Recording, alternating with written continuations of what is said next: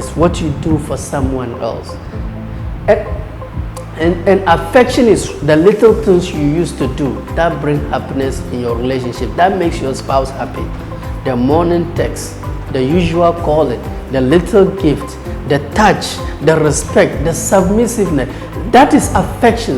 The little things you used to do that makes your spouse happy. Now you've stopped them. It's because she's doing certain things. That's why you stop. You, the wife, humble yourself and ask, husband, what am I doing that makes you to stop doing A, B, C, D? The husband, you to ask your woman, what am I doing that causes you to stop A, B, C, D? Now, after you've taken notice of this, start to change yourself. If you think this guy is not worth me changing myself, please leave the marriage. Counselor, why are you saying they should change they should leave the marriage? Look, life is short.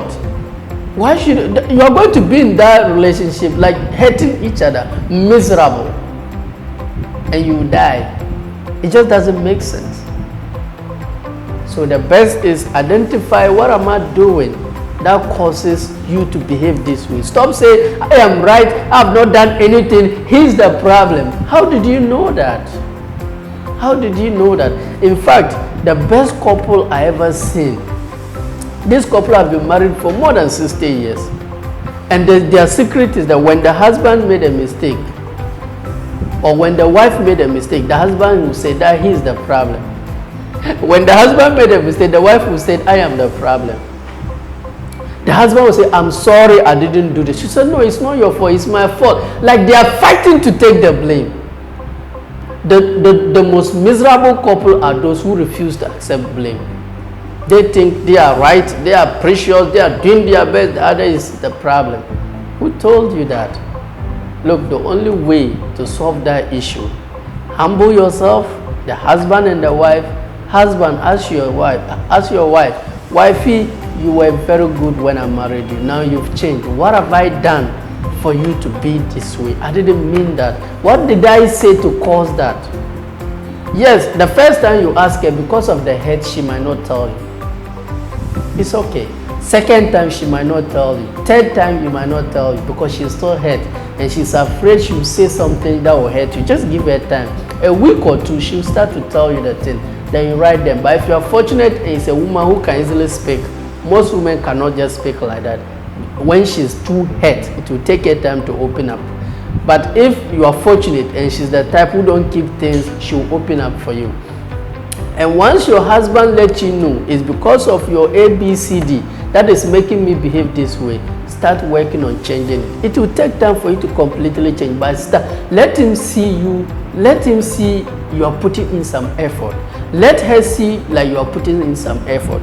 If you guys are able to do that, it will really help you. Now that your anger as a woman, that your anger as a man, that your AK-47, I call it AK-47, that I'm going to deal with them. You don't do that to your loved one. You do that to intruders. People who are trying to come into your relationship to destroy it. They are those you use your AK-47 on them. Not on your children, not on your wife, not on your husband. You enter some people's family, the woman is moody, the guy is angry, the children are frustrated. Come on. Then it's better if people just delete the marriage. Life is short to be going through those stress. Honestly speaking, you have to learn how to change for each other. It's hard to change. The only person you can change for is someone you truly love. If you cannot change for somebody, don't marry that person. It's not worth it. Don't maltreat anybody's daughter or anybody's son. It's very, very important. So your anger, your punishment, use it on intruders. Use it on people who are coming to destroy your relationship. Show them, protect your family by your forgiveness, your mercy, your love, your peace. Show that to your family. Unfortunately, some people show their love, their peace, their forgiveness, their mercy, their grace to strangers. And now they remove their AK-47, hitting their spouse, hitting their children. It will end the anger of God. There will be curse on your family. I'm telling you, there will be curse on your family. So use your AK-47, your punishment, your anger, use it on intruders, people who are coming to steal, destroy your relationship. Use it on them, then they will run away. use it to protect you. And always know that it's you and your spouse versus the problem. Stop thinking your spouse is the problem. And look, a lot of couples think their husband is the problem or their wife is the problem. Look, your wife is innocent, your husband is innocent. They are just doing the best as they can. This is the little, if you don't appreciate it, that's the problem. You guys must learn to appreciate each other.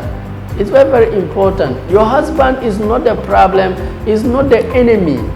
It's us versus the problem. The two of you should sit down. What is the key issue? I think the problem is because we don't have money, so we're not able to afford ABCD. So how can we solve that? You start working as a team. Maybe it's because we are still renting. Anytime the landlady do say ABCD, I get hurt. That is so. How can we do to get a plot, start building a mold, and you and your spouse versus the problem? Stop looking at the symptom. Look at the cause of the problem. It's very, very important. Remember, we do not fight against flesh and blood. We are fighting against spirit and principalities. So that woman or that man you think is your enemy, that's not the real enemy is hiding. It's destroying your relationship. Destroying your relationship. Another way to help you solve your problem in your relationship is always know that life is 10% what happens, 90% what you do about it. Okay, my spouse done ABCD. My spouse is not doing ABCD. That's 10%. What are you going to do about it? I'm going to stop giving him sex. The little contribution I'm giving here, I'll stop giving. I'm going to disrespect him. I'm going to show him I'm also hard. If he thinks he's hard, I am harder than him. What kind of life is that? So now the home is a competition of foolishness. Astaghfirullah. The home is a competition of gangaria. These people are fighting each other. Come on. That's not a home. That's a miserable place to live in. So you go to work, you see people praise you, come home, you fall down. People are running away from their home. Life is 10% what happens to you, 90% what you do about it. Yes, my spouse is being disrespectful. My spouse is childish. So should you also come down to their level? Stay high. Let them raise their standard to your level. If they are childish, you should be the matured one. Show them the levels. Let them, that will show them, but okay, she showed me she's hard, I'll show her I'm even harder. Then okay, he showed me he's harder, I will show him I'm the hardest. Then I am this. Then you see couple like they are fighting each other, like they find happiness by destroying each other, and the children are suffering, and then they'll come. That's not marriage. That's a tragedy. In fact, that's a curse. That's a mistake. You shouldn't be in that relationship, basically. Life is 10% what happens, 90% what you do about it. My spouse is not doing ABCD, that's 10%. What are you going to do about it? I'm going to show him. Would that change him? It will make him more worse. Look, your responsibility is not to change your spouse. It's God. Only God can change people. Yours is to love them, show them grace, show them mercy.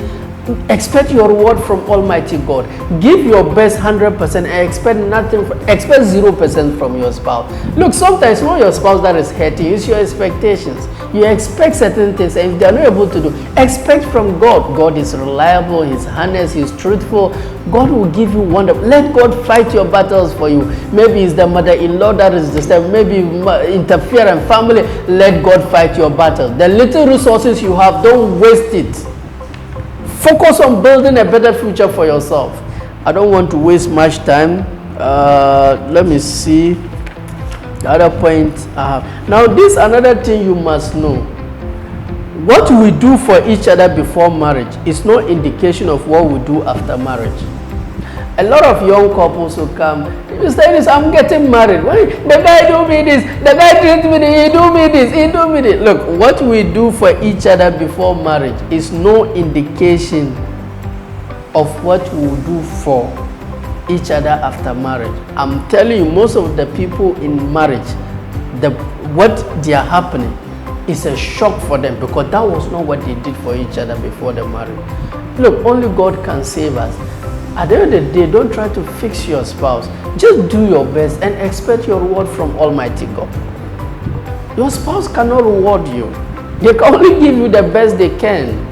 Expect 0% from them. Whatever they do is, Ya Allah, Alhamdulillah. the most important human need in life is to feel appreciated. Do you appreciate your spouse? The little things your spouse do you appreciate them? So here's the problem. Your spouse don't appreciate your effort. You two don't appreciate their effort. So you people live miserable. Start to identify. Last week, I identified some few things I appreciate from my spouse. I call it to her. I verbalized it. She was very happy. She also mentioned a lot of things about me. But the person can do so many good things you don't see. You are just looking for the bad things. You always find what you are looking for.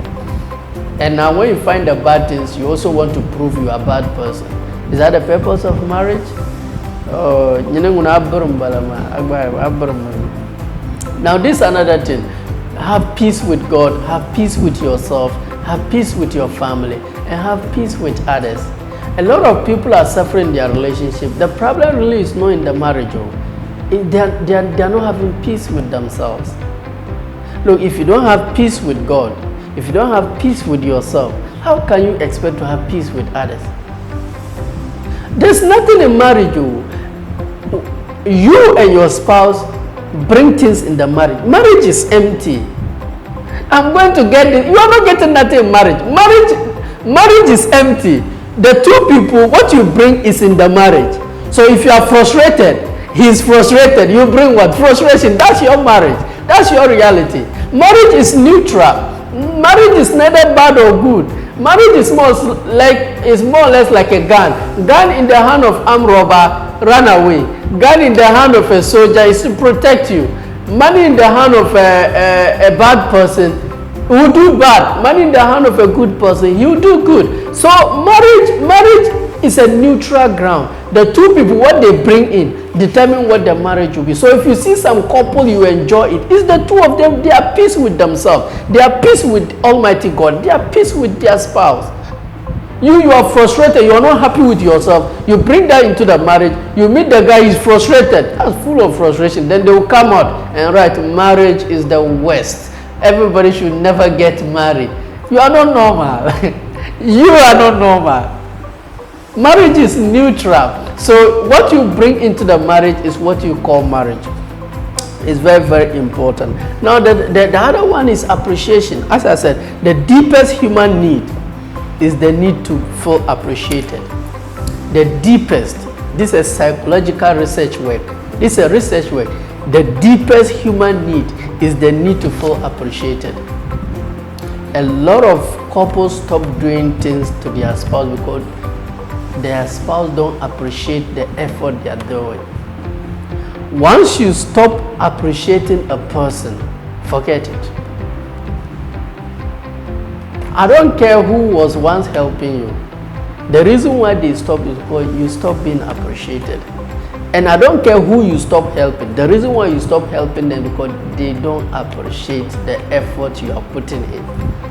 The deepest human need is the need to feel appreciated, whether it's a woman or a man. It doesn't matter whether it's children.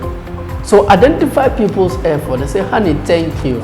I was cooking and then our son was crying and you came and picked the child. Thank you. Not all men could do that. Thank you. I really appreciate that. He's gonna be happy. He's gonna be happy. Maybe your woman, the guy you came and your woman prepared some nice bonku with okra soup for you. You enjoy it. Say, honey, thank you for yesterday's meal. Honestly, I was very hungry. And the food tasted good. I really appreciate that. Not all women could do that. Oh, thank you. The deepest human need is the need to feel appreciated. I cook, you don't appreciate it. Anytime there's too much pepper, there's too much pepper, what do that? You are very ungrateful. You see, she will stop it. And you to the guy who buy you something, what is that? Is that all you can buy? Oh, then he will stop. Now when he says, hey, my husband don't do ABC, he can't do it because you don't appreciate it. The reason why the